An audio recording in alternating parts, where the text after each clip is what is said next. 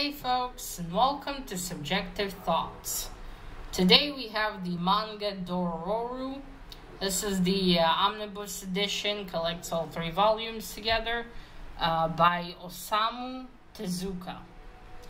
Now there is fighting, blood, killing, and body parts growing back in this one, so if you are in any way squeamish, you have been warned.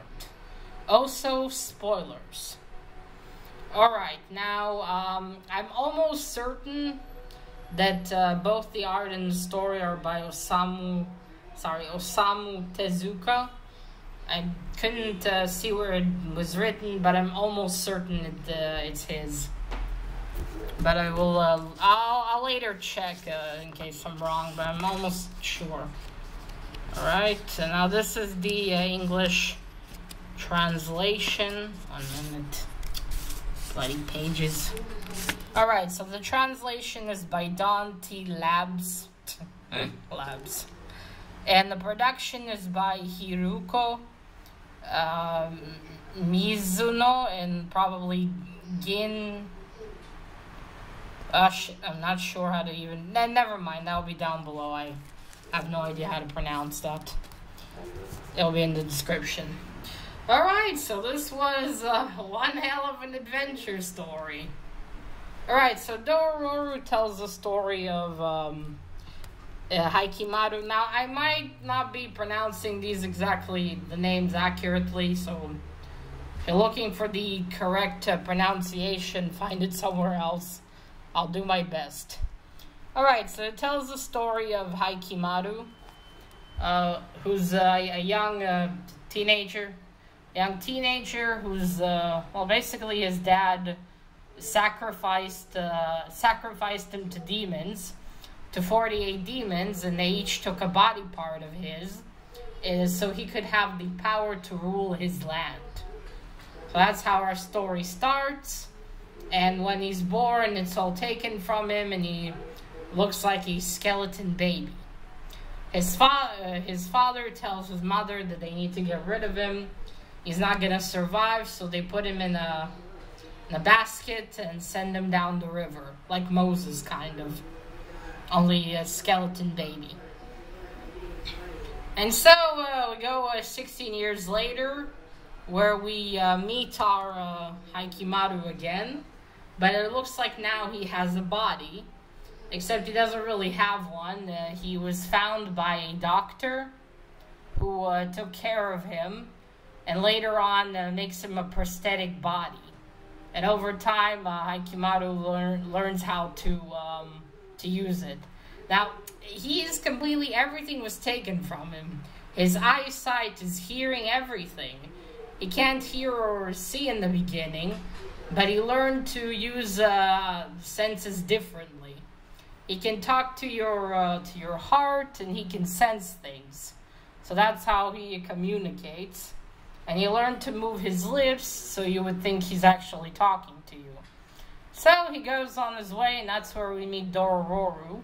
I'll start showing you art in a minute. Who, at first we think is a young boy, but is actually a young girl. Who's about to be drowned by some village people. Because Dororo is a thief. And she seems to annoy quite a lot of people. So, before they could do that, though, a demon comes across them, and he eats the men that tried to drown Dororo, and then Hikimaru defeats the demon, and saves Dororo. Dororo, man, that's one hell of a name. And that is how their joined adventure begins. Let me just start opening. Alright, so this is Hikimaru's father going to the temple. This is the 48 demons right here. They kind of give him a clue to what they want from him. To, you know, sacrifice his son. There's his wife. And this is them sending him. You can see his mom doesn't want to send him back. Send him at all. So there he is. There he is now, I would guess 15 or 16 years old. And you can see here he has swords in his prosthetics. He's learned to fight and he can sense demons. And demons and death follow him. Because the demons have taken his body parts. And this is the old monk with the Luther. He's also blind and he helps helps Haikimaru in a way. Because Haikimaru asks him to teach him how to fight, you know, he's helpless. And he takes him to a village, an old, I think it was a ruined temple where a lot of children with also missing body parts that have been badly harmed live. And, you know, sort of telling him, see, they still continue onward and don't give up. So can you? And so Haikimaru learns how to fight. And he also falls in love with this young girl here. A young woman. But sadly, soldiers kill all of them except Haikimaru. Right, so this is Dororo. This is already after they met. She wants Haikimaru's sword. She's like, I've got to steal it from you. Those two are amusing to read about. They sure have quite the interesting personalities. And so they, throughout this whole story, they continue to have adventures. And Haikimaru wins back body parts. He gets both his eyes back, his ability to hear. He gets a hand back. He gets a leg back. And his nose as well. He gets his nose.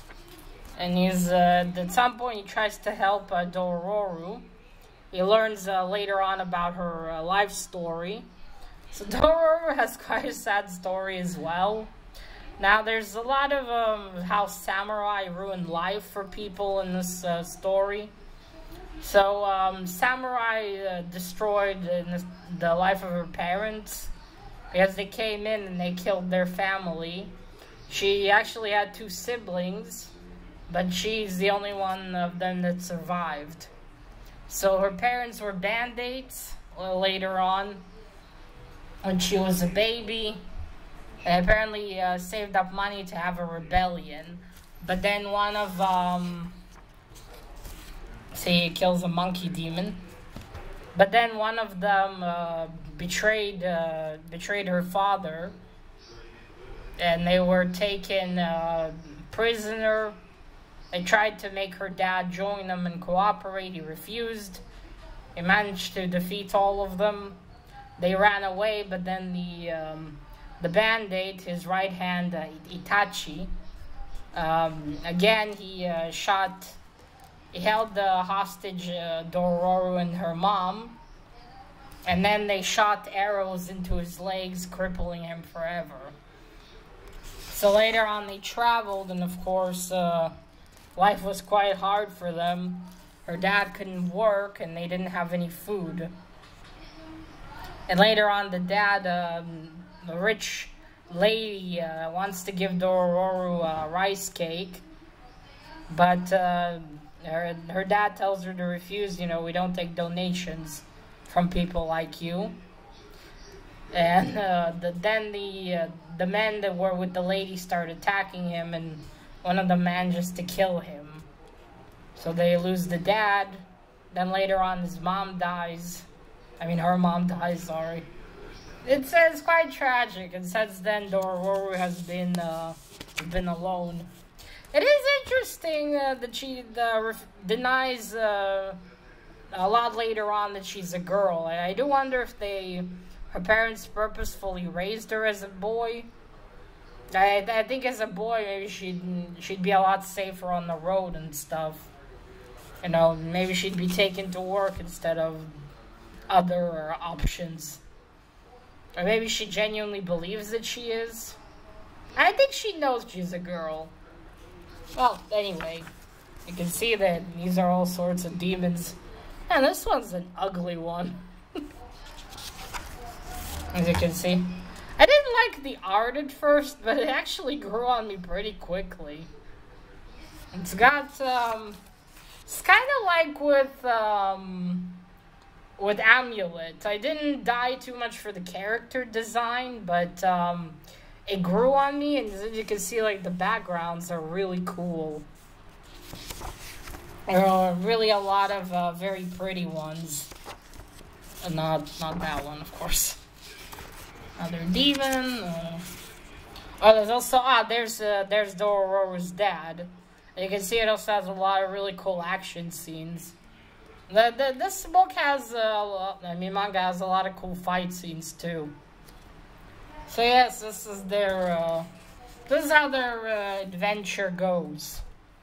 So later on, apparently Dororo's mom wrote a map how to find the money on her back. And they go to that place. It's already way later on. And also, Haikimaru meets his dad again. And apparently he has a little brother. Now, he doesn't tell them, of course, the idiot. They're siblings. And they end up fighting, and Haikimaru kills his brother. So that was a sad moment, but it's the dad's fault. I mean, he could have at least said something to his youngest son. Like anything, you know, this is your brother, maybe, something. No, he doesn't. And he also meets his mom, who wonders, is this her firstborn child? So then later on, that's when he tells Dororo that they're going to split. He wants to kill himself, but then the monk appears again. Yeah, his dad has the demons inside of him. As you can see, Dororo is full of spunk. Don't mess with her, she will fight you. She will. That's the dad. Again. So yeah, later on they go try to get the money. They meet Itachi again.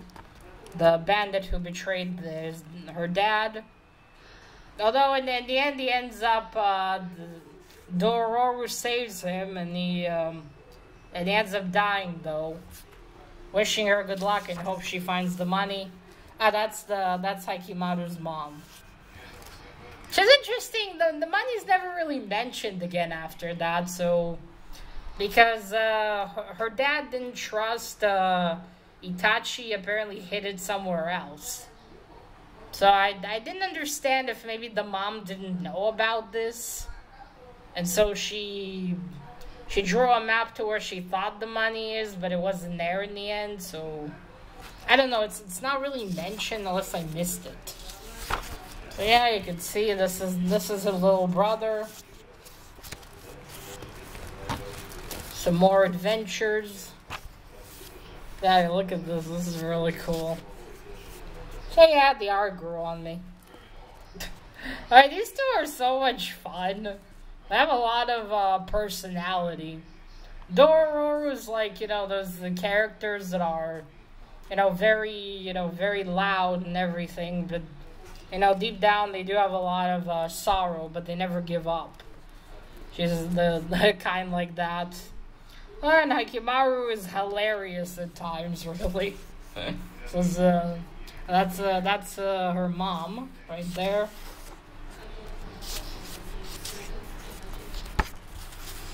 This is a demon child. Also an adventure they have. Look at this one. And it's black and white. I don't know why, but I like black and white comics. Or in this case, a manga. I'd say at first, Haikimaru finds Dororo annoying. Later on, he ends up missing her, wishing they continue their journey. This is more demons. Hey, look at that. That's really cool. And so they continue. Haikimaru's dad has wreaked quite a lot of havoc on the world. I mean, their part. He burned a lot of places and he kills people constantly. Which I found funny towards the end because he wants them to build this fortress of his. But he keeps killing them, and I'm like, dude, who's gonna build this shit for you? You keep killing people by the day. Who's gonna end up working for you? I want to rule the land. You should rule the land of the dead then. They're already dead. I need some zombies. So there we go. They end up finding him again. And his dad tells him, you know, you want to prove your loyalty to me, then kill your little friend. This is one of the last demons. Now look at this. Look at these fighting scenes. So, also in this moment, there's a riot. Not a riot. They're putting up resistance, the farmers. Because Aikimaru's father kills them. Well, not kills them. Besides killing them, he burns their village so they would have nowhere to go back to. That asshole. So they put up resistance. And then... I forget the word. Anyway, they fight against him, and they're defeated, and Haikimaru tells his parents to leave before the villagers rip them to pieces, because I think they will, eventually. His mom tells his father, you know, they have no right to resent Haikimaru, and they should just leave, so that's it, they disappear. And then Haikimaru says, a few times Haikimaru tried to leave Dororo behind, but this time it's, that's it, this time it's real. So he says goodbye to her, tells her, you know, to try to talk more like a girl when you grow up, tells her to take care. You can see Dororo is very sad, doesn't want him to say goodbye. But then he leaves. He leaves to hunt down the rest of the demons because he still doesn't have his whole body parts. And that's it. And then we have a little... they tell us they don't know where Haikimaru went after that. And then it says that 50 years later, the Hall of Hell, this is where Haikimaru's dad goes in the beginning of the story to pray for the demons, has been burned down by the flames of war. So my understanding of this, I think, is that Haikimaru then finally managed to kill all of the 48 demons that took his body parts. And that's it. That was a nice end, but I kind of wish we had an end where we would see, like, at least on one page, we see Haikimaru and Dororo meeting again, you know, in the future. Just at least, you know, like a little bit. That's just personal stuff. But yeah, overall, this is quite an entertaining story, an adventure story. It's got some comments, actually, to real-world things, like directors and genres, and it even has a few instances of fourth wall breaking. So that was nice.